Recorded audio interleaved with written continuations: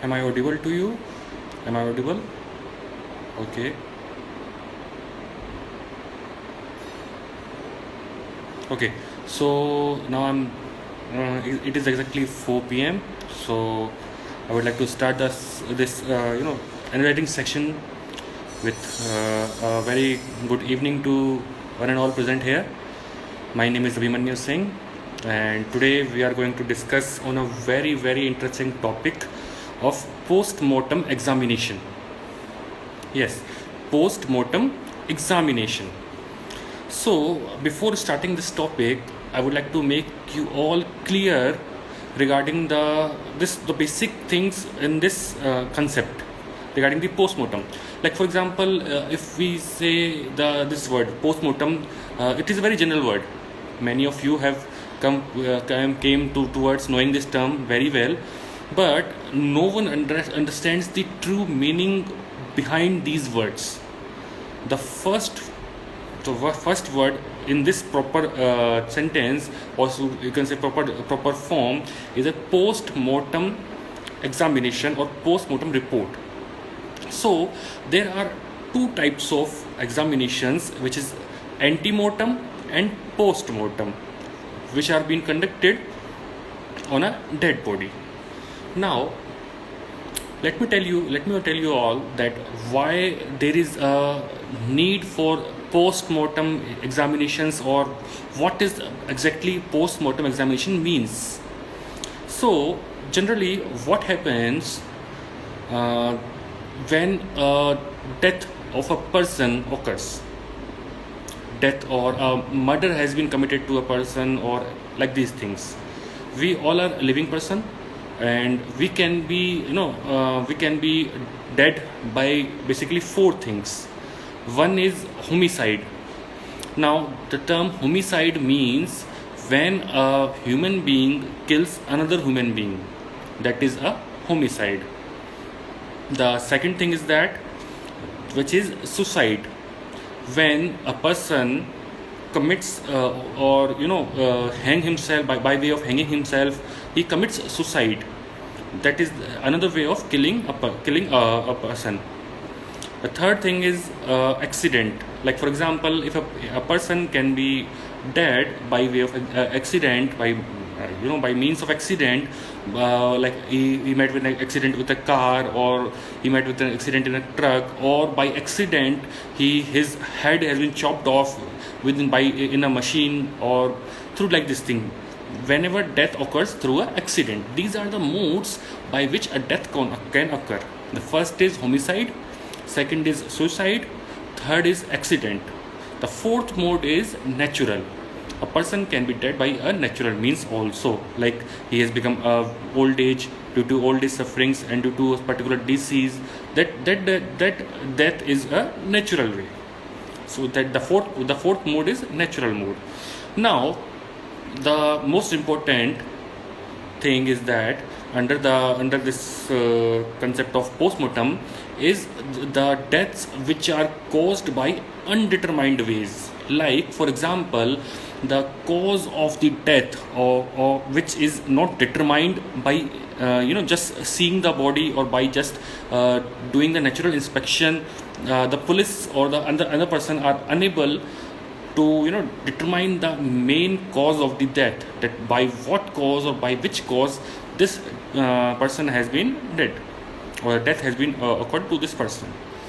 So this last important mode of death, which is undetermined mode of death, in this particular mode the concept of post-mortem examination exists. Now what happens is that when a person is getting died, or he is becoming deceased, then if the police person or the relatives of that particular person are unable to know or determine the cause, the main cause, the actual cause of the death of the particular person, then this post-mortem examination are being conducted to determine the actual reason behind the death, or the actual cause which led to the death of that particular person.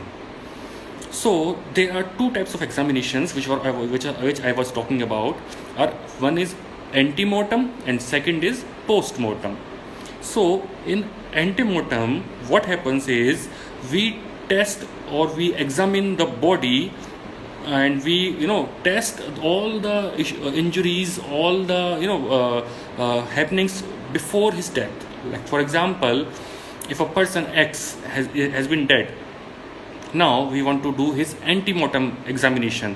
For that thing, what we do, we will check that before his death, before the death of that particular person, what injuries he suffered. Like for example, if a person was suffering from cancer, or like for example, if a person suffering from any disease which is incurable, now after his death we will inquire that what kind of diseases he was suffering from, or what kind of injuries he suffered just before his death.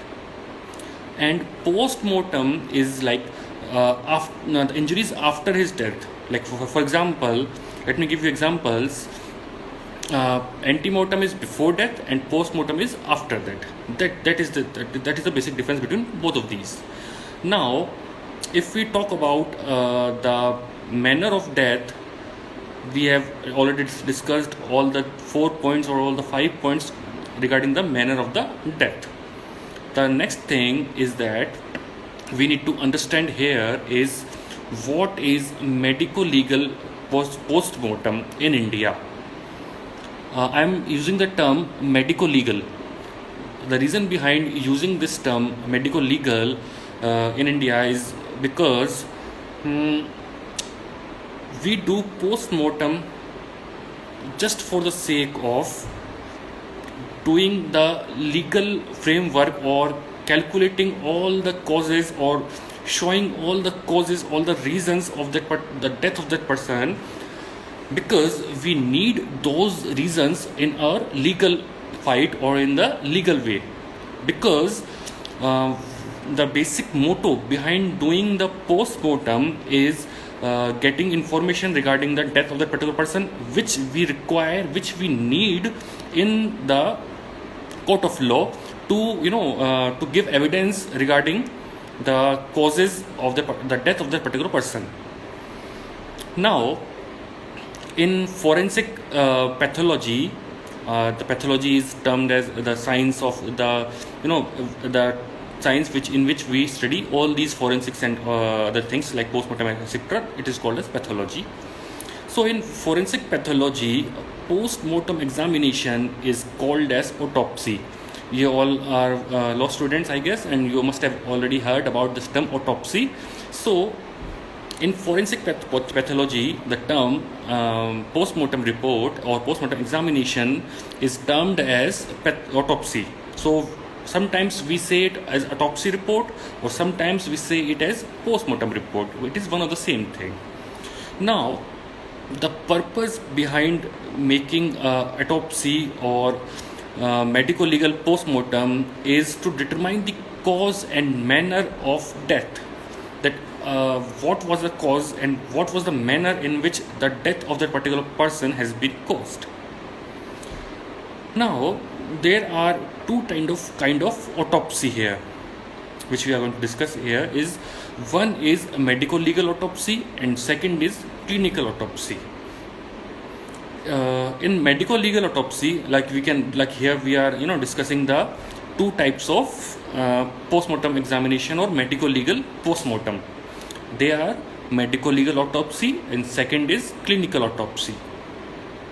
Okay, so in medico-legal autopsy, it furnishes the evidences to the law, like what medical evidences which we have gathered during the post-mortem examination of that particular person.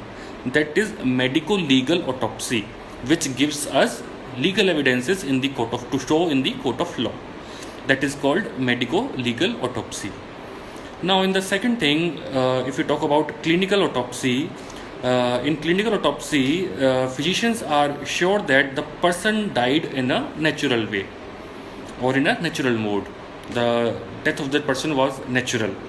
and pathologists who study pathology, pathologists investigate under clinical autopsy. They investigate the reasons behind the or they investigate to to know the reasons behind this natural death. Like for example, let me give you an example here. Like for example, if a person here in current scenario dies due to coronavirus, now scientist wants to know that what impact this coronavirus disease has made on the body, on the insider body of that particular person. So for that thing, they have to do a post-mortem examination. Now, for doing the post-mortem examination in a clinical autopsy mode, there is no need of any permission from the department or from the police person, because it is just a, it is just a research on that particular body, that if the person has died naturally due to any disease like cancer or AIDS or due to coronavirus, then the doctors need to research on that particular body, that what were the reasons or what impact that particular disease has made on the body of that particular person. So for doing that clinical autopsy, only the consent of the family relatives or the relatives of that particular disease is needed. If they give their consent that yes, you can do research on the body of the deceased, that's it. That is the only thing which the doctors require for doing a clinical autopsy. But for doing a medical legal autopsy, we need two things. First, the consent of the family of the deceased, and second, consent or a written permission by the police officer or by the district magistrate. These are the two things which we require for doing a medical autopsy, medical legal autopsy. Because for doing a medical legal autopsy, what we require is we require is a medical and plus legal evidences which we need to show in the court of law. So for that purpose, we always need permission from the police department and or either from the police or from the judicial magistrates. Now this concept has been cleared to all of us, that what post-mortem report is, what are the manners, what are the modes of death of a person. Like for example, I have already discussed, one is homicide, when one person kills another person. Second is suicide. Third is accident. Fourth is natural, and fifth is undetermined, where we cannot determine the cause of the death of that particular person. For that particular thing, we need a post-mortem examination, and post-mortem examination is been called in forensic pathology, it has been termed as autopsy. And autopsy is of two kinds: medical legal autopsy and clinical autopsy. Medical legal autopsy is for getting the legal evidences which will be used in the court of law, and clinical autopsy is used for basically for doing research on the deceased body. That's it. Okay. Now, in the medical legal autopsy or the post-mortem examination, there are two phases which all the doctors or all the surgeons who do the post-mortem examination, they conduct. These two phases, or you can say these two steps during which they conduct the post-mortem examination. So the first phase or first step for doing post-mortem examination is examination of external body. That is called external examination. Like if you see the format of the post-mortem report, you will see the heading as post-mortem report of particular person. The subheading, the first subheading will be external examination. Now from the word external examination, you can easily get the idea that doing when we do external examination in the post-mortem, what we do is we examine the external or the outer body parts of the deceased person. Like for example, if some deceased person has received an injury on his forehead, like here, if any person, if the accused has caused an injury by way of X kulhadi by way of X on the forehead of the particular person here, that part. Now, during the external examination, what surgeons will study is that, I'm telling you the practical aspects of that particular thing, that first they will inquire the length. Like for example, if the injury is like this, they will inquire that how long is the injury, the length of that particular injury. Second thing, they will inquire or they will investigate the depth of that particular injury, that how deep the cut is. Third thing they will inquire is that what impact that particular injury has done, or what causes that injury has done on the particular deceased. That was this injury be capable enough to commit the murder of the particular person. Like for example, if a attack has been made on me on forehead, like then in post-mortem report, the report will consist of the particular injury in the external examination, that is that injury, the injury on my forehead was sufficient enough so that my murder or the murder of any person can be committed by that particular injury. Now, what if like for example, let me give you an example. Someone has given any person X. I'm not giving examples of mine because I cannot consider myself dead every time. So there is a person X, and Y has given poison to person X in mixed with some drinks. Now, after drinking that poison, the X died. Now, after his death, the impact of poison on the body of X will be on his body also and on his external part also. What impact will it create? That the color of the skin of Mr. X will change accordingly by the effect of poison. So in the post-mortem report and in the external examination, the surgeon they always do the external examination in daylight. The reason behind doing this examination in daylight is because they can get the original idea of the original color, because in daylight the color of the skin will not change. Like if it will change, the doctors can easily manage it. But if the doctor are conducting examination in light of tube light or any other normal light, then they cannot properly examine the color of the skin or any other evidences which is present on the body of the deceased. Now, in the external examination, what surgeons see is that they see first the injuries on all the outer body of the particular person. They see any mark or any needle holes in the body of the particular deceased.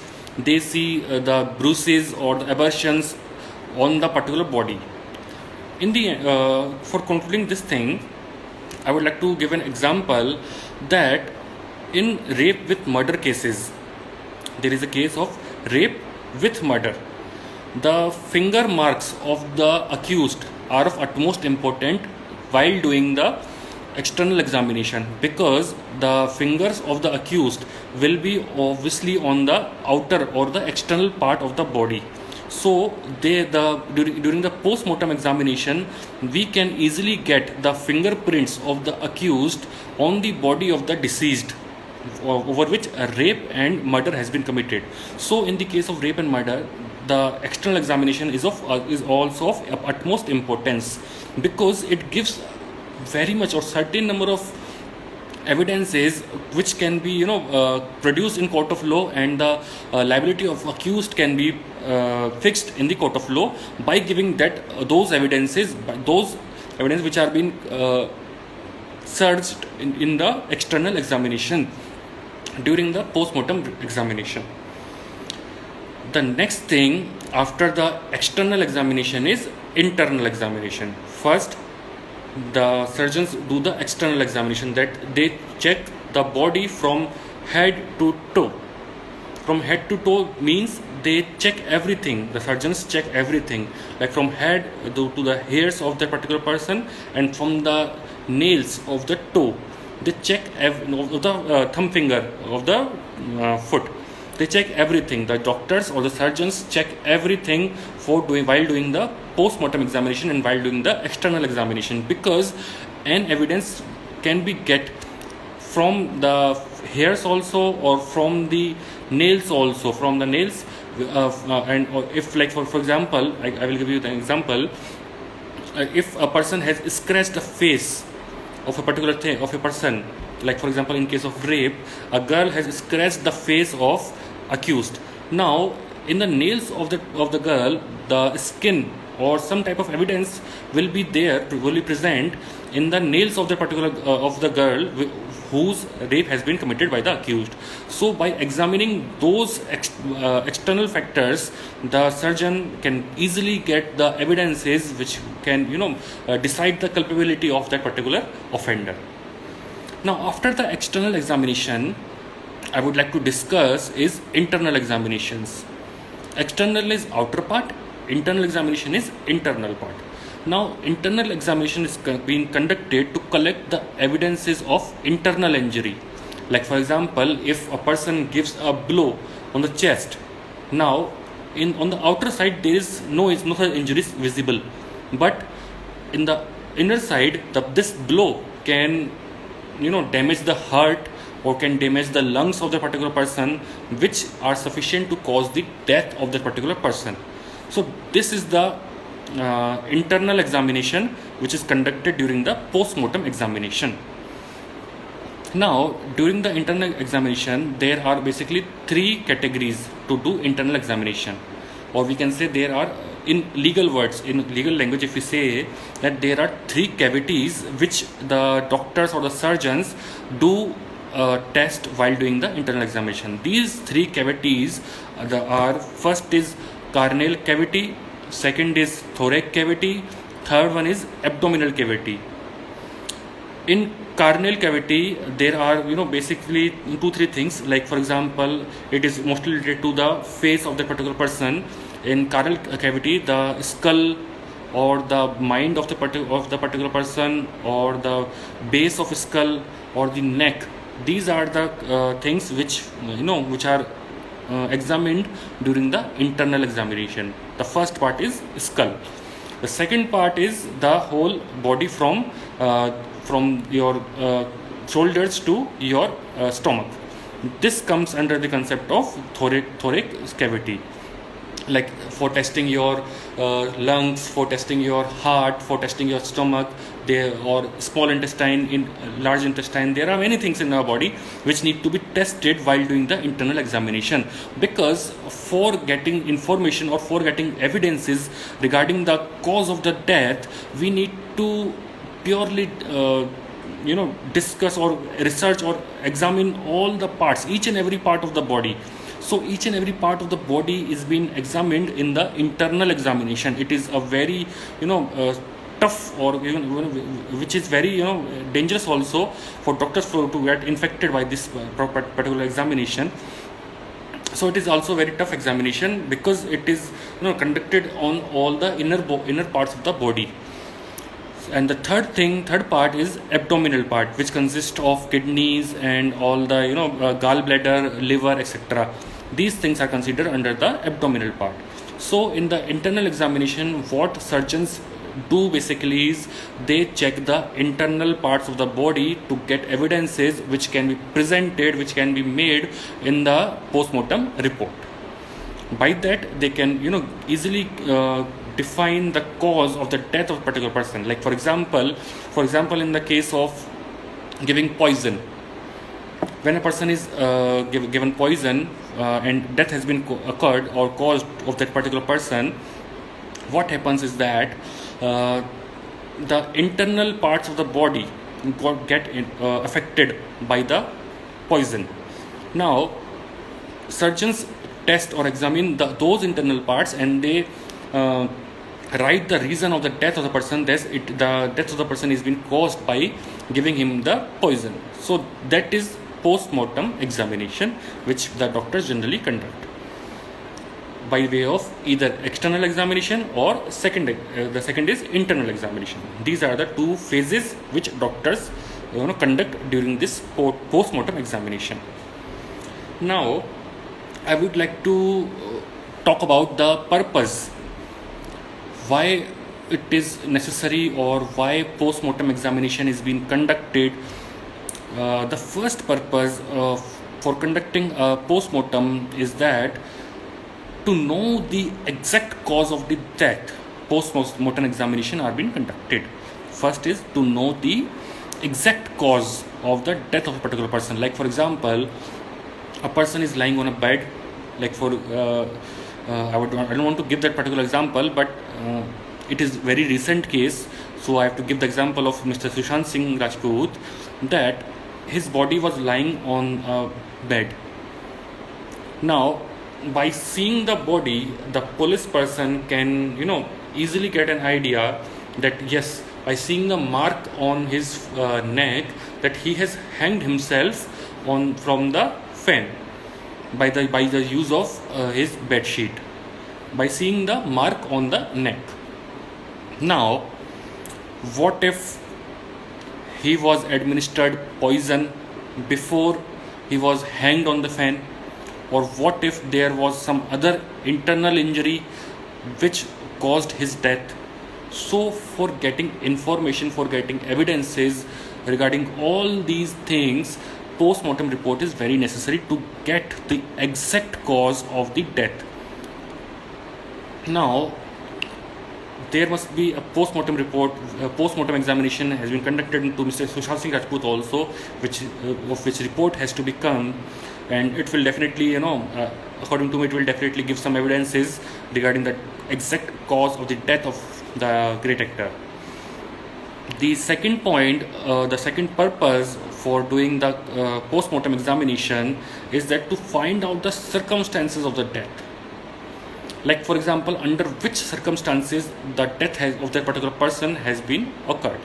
Like if a woman has administered poison, or if a person is burnt, and due to those the injuries suffered by the burn, the fire, his death has occurred, or due to the circumstances of ossification, or like there are many ways in which the death of a person can occur. So for getting the circumstances in which the death of person has occurred, post-mortem examination is very much necessary.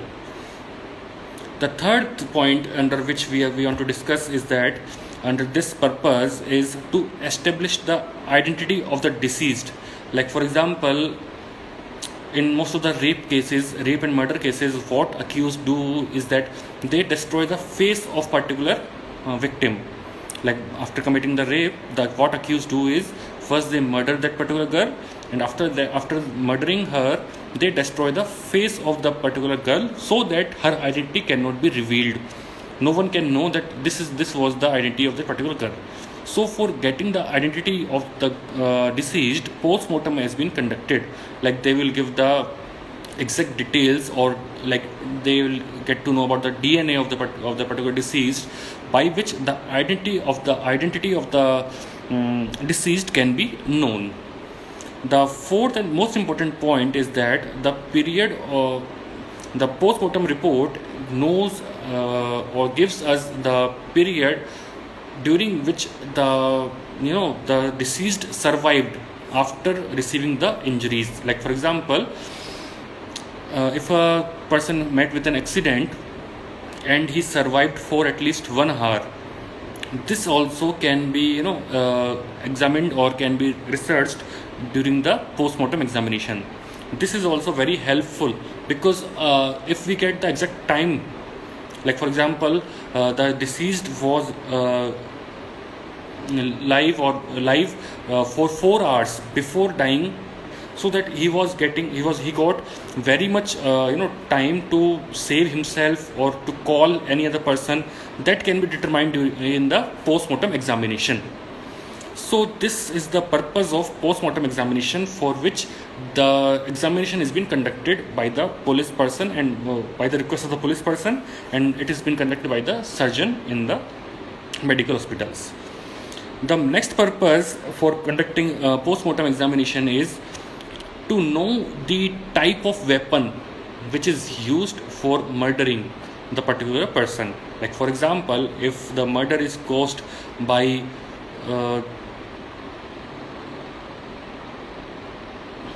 I will be dealing with these questions. I've gotten a question from Mr. Tripathi. Mr. Tripathi, I will be dealing with the questions later on. I'll give you 15 minutes after this, after my session. You can ask such questions after this. Okay. No, so now the next purpose for this post-mortem examination is we get to know the type of weapon which has been used for committing murder. Like for example, if a murder has been committed by pistol, so during the post-mortem examination, the doctors will search the bullet inside the body or the injury caused by the particular bullet. This will prove that the murder has been committed by the use of gun or pistol. If the murder is committed by way of knife, then the injuries which are which can be caused by knife will be examined or will be determined in the body of the deceased person. That is the thing. So for getting the idea, for getting the information regarding the nature or the type of weapon of the or the poison which was used for committing murder of the particular person, post-mortem report is or examination is very much necessary. Now the purpose of post-mortem examination has been cleared. Now we will see the most common word, that is called post-mortem report. Post-mortem report is just like every other report, which is like that. It is like a printed document which consists of all the examinations, either external or internal, or either medical legal or clinical. This consists of all the examinations. It is a document which consists of all the examinations conducted by the doctor and the result the doctors found after those examinations. The doctors mention the result of the examination in a particular report, which is called as post-mortem report. Okay. So the post-mortem report is like for examination it divided into three. Now we will talk about the format of the post-mortem report. The format of the post-mortem report consists of, like, first in the heading it will be written as post-mortem report. After that, the details of the deceased person are given. Like for example, deceased name, deceased address, deceased the height of the person, weight of the person, and like injuries suffered. Now in the injuries suffered, there are two categories. First is external examination, second is internal examination. In the external examination, injuries suffered on skull, injuries suffered on outer body are being mentioned. In the internal examination, injuries suffered in the internal part of the body are mentioned. After that, in the last, a verification form is there. The doctors or the surgeons who are doing the post-mortem report, they verify that particular report, that yes, under our supervision or we have conducted this post-mortem report and we certified this report, and there is a sign of the particular doctor with date and time and place. Now there are some points which can intervene in the post-mortem report. Like for example, there are some causation which can intervene in the post-mortem report for determination of death. Like for example, there are some circumstances which make this death or the post-mortem report more complicated. Now we will discuss this.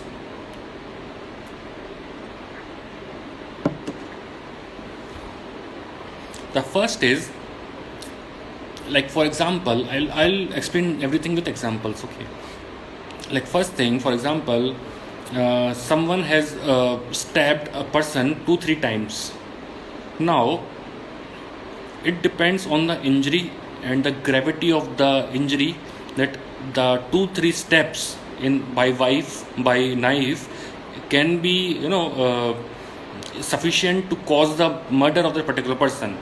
Now what if those steps were not sufficient to to cause the murder of the particular person, but he was admitted late in the hospital, and due to the failure of surgeons doing the surgery over his body, the person died, not by the injuries caused by knife, but due to the late submission in the late he was late admitted in the hospital, and the surgeons who were doing surgery, they commit some mistakes, and due to those mistakes, the death of particular person held. Now in the post-mortem examination, what will the doctors will write is that the death was started from those steps of by way of knife. Now the doctors are unaware about the fact that the person was lately admitted, or was admitted after so much of time. That was the reason behind his death, not the steps. So that thing make complicate the case. The second thing which complicate the case, when there are multiple injury by multiple persons. Like for example, X was attacked by 4 persons. One person attacked him by way of lathi, one person attacked him by way of knife, one person attacked him through gun, and one person attacked him through chain. Now we can easily understand that by way of lathi, chain and knife, small injuries can be committed, or these injuries are not sufficient to cause the murder of the particular person. But gun can, by shooting a person through gun, can easily commit murder, or can be can be the cause for can be sufficient cause for committing the murder of a person. Now the doctors who are doing the medical examination of the particular person, post-mortem examination of the particular person, are unaware of the injuries. Like for example, doctors are unaware that this injury is been committed through knife or axe, or through by any weapon, any other weapon, through a big knife or a small knife. They are unaware about that thing. These things, when there are multiple injuries and there are multiple persons, this complicate the case, because doctors can say that yes, the death of the person can be caused by the gun also, or can be caused by steps by use of knife also. So they cannot determine the actual reason of the death by way of post-mortem report also. So here comes the concept of evidentiary value of the post-mortem report. When doctors cannot determine the actual cause of the death of the person, then what will be the evidentiary value of post-mortem report in the current scenario? So let us discuss this thing. So according to law, the post-mortem report is a crucial evidence in a murder case. In a murder case, post-mortem report is a very, very crucial evidence.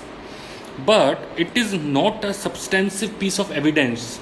It is just a corroborative evidence, which has to be corroborated with facts also. Like for example, in case of murder, if post-mortem report says that the murder has been committed by way of using knife, or the judge cannot give the judgment only on the basis of post-mortem report. The counsel or the advocate from the prosecution side has to prove also by way of eyewitnesses and other corroborative evidences that murder has been committed by that particular accused. the judge cannot give the judgment only on the basis of post-mortem report. That is all the evidentiary value of the post-mortem report. Now let us discuss the evidentiary value more clearly. That under section 45 of the Indian Evidence Act, there is a term called expert opinion. The post-mortem report also falls under this concept of expert opinion. Let me give you an example of opinion. The post-mortem report is just an opinion of the doctors that yes, according to us, in our opinion, the death of a particular person can be or might be committed by this particular reason or by this particular injury. That is just the opinion of the doctors. Okay, so section 45 talks about this thing. Now, if we talk about the exceptions of this section, which is given under CRPC under section 293, that certain surgeons are not, they cannot be compiled, they cannot be made mandatory that you have to go to the court to give your opinion regarding particular offense. This is the exception which we will discuss later on also. The evidentiary value of the post-mortem report is under the has been discussed in various case laws. The first case law for which the post-mortem report, the evidentiary value of post-mortem report came into the eyes of law, was most important, that Kehar Singh versus State of Delhi, the case of Indira Gandhi murder case. In that particular case, there were lot of eyewitnesses, like hundreds of eyewitnesses were there. They were ready to give their witness or their statements that yes, this person has committed murder of Miss Indira Gandhi. But there was a post-mortem report also. So the Honorable Court held that if there are so much of evidences or so much of eyewitnesses are present here to give the testimony, or they are testifying that yes, the murder has been committed in front of their eyes, so there is no need of post-mortem report to justify those statements. Yes, there was no need of post-mortem report, so the judgment was given on the basis of the or the witnesses or the information given by the eyewitnesses. Now, second case which laid the foundation of evidentiary value of post-mortem report was Sovan Kisku versus State of Bihar in the year 2006, where the Honorable Jharkhand High Court held that the contents in a post-mortem report could not be proved if the doctor who conducted the post-mortem report was not examined. Because in this case, what happened was that the doctor was not cross-examined in this particular case. Now, what happened is that in that particular case, the doctor was on leave, but by whatever reasons he was on leave. After this, the doctor was not examined, and there was just mere a post-mortem report. Now, the court held that if the doctor is not examined, we will not consider the post-mortem report, because the opinions of the doctor should be examined by prosecution also and by the defense counsel also. Then only the evidentiary value of post-mortem report will be taken into consideration by the Honorable High Court of Jharkhand. That was the most important case in the history of the evidentiary value of post-mortem report. Let me discuss you another case here, the case of Munshi Prasad versus State of Bihar, where the Honorable Court observed that the post-mortem document by itself is not a substantive piece of evidence, but it is a doctor's opinion. It is mere a doctor's opinion. It is not a substantive piece of evidence. So the evidentiary value of the post-mortem report depends on the corroborative evidences which are present with the post-mortem report. So there are other evidences required additionally with the post-mortem report to prove a case against a particular accused person. Now let us discuss that what weight to be given to doctor's opinion as evidence in the court of law. So the opinion of a doctor is relevant in situations in which such opinion is helpful to the court in arriving a conclusion, because for arriving a conclusion the opinion of doctor is of utmost important, but opinion given by one doctor is not considered with probability. The court has no liability to go by that opinion merely because it is said by that particular doctor. It has been observed in the case of state of Haryana versus Bhagirath that doctor's opinion is just merely an opinion. The court cannot determine the whole judgment based on that particular opinion of the doctor. So this evidentiary value of the post-mortem report is just a substantive one, not a corroborative one. Now let us here discuss some important points, like when there is conflict between the opinion of post-mortem report and the eyewitness. Like for example, post-mortem report is saying some other thing and eyewitness is saying some other thing. Then also the statement of eyewitness will be taken into effect and no value will be given to the post-mortem report. In shortly, second thing, when there is conflict between two opinions, like for example, there are two doctors who are conducting the post-mortem report. They give two opinions regarding the same post-mortem report.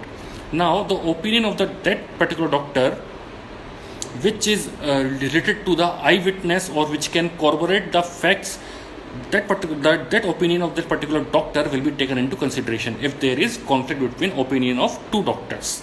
Okay. Now let us consider the status of the post-mortem report. The status of post-mortem report is that it is just a substantive piece of law, and it is considered into as an evidence when it is corroborated with other facts all. Now the evidentiary value of medical witness is that medical witness called as an expert is not a witness of fact. Like for example, if a doctor has been called in the court of law and he is giving witnesses regarding that particular post-mortem report, then he is not a witness of fact, because he does not know what actually the facts of the case are.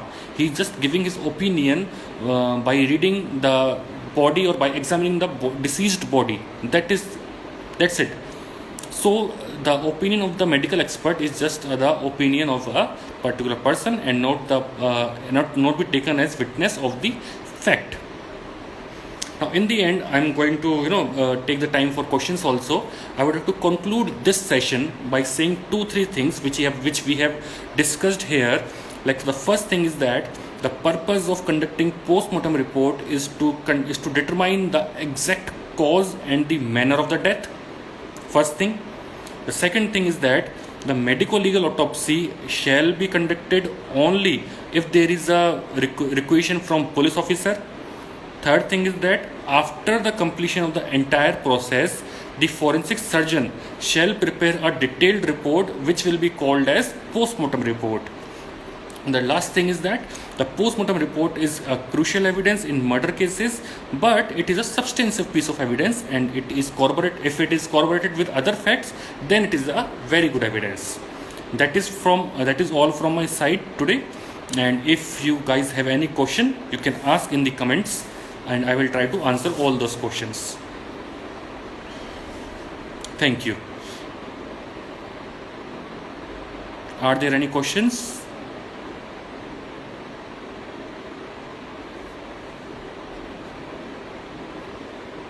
Yes, there is a question from Vartika that, sir, what if eyewitness is lying and post-mortem report is genuine and saying everything right? Yes. Ms. Vartika, if we talk about the practical aspect of the court, what happens in the court of law is that the judge hears the eyewitness. Judge does not give the judgment only on the basis of eyewitness, or the statements of the eyewitnesses has to be corroborated with other facts also. Like for example, I am saying that yes, that particular person has committed the murder, but in the post-mortem report, there are some other evidences given. So the court will ask me that you are giving this particular you are the eyewitness of the particular thing. You have to corroborate this witness or this statement with facts, that yes, that particular person was having enmity with that particular person. That can be the reason behind the attack of the particular person. So if the person is lying, if the eyewitness is lying, the court will automatically know that yes, this person is lying. And if there is contradiction between post-mortem report and eyewitness, then if the eyewitness is lying also, then the court will give more importance on the particular eyewitness and give less importance on the post-mortem report. Because in the court of law, when a person is saying making some allegations, he is of more importance than just opinion of a doctor. Okay. The next question is, sir, is it possible that no exit wound by the bullet was found when entry wound was 2 inches to the right of the heart and 2.5 inch top of the middle? And if yes, how? This is a very practical question asked by Mr. Suragli guy.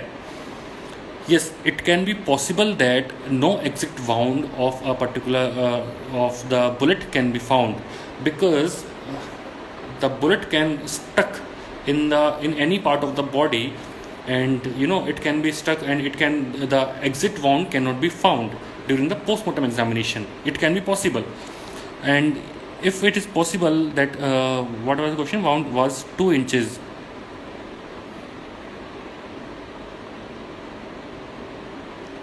Actually, I'm not getting your question, that what you exactly want to ask.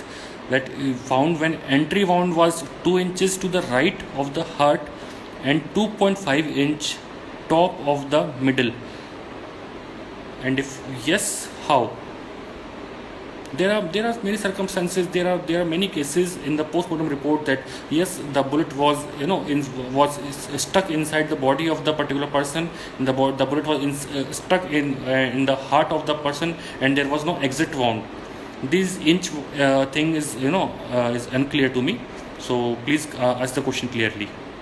Thank you. Is there any other question?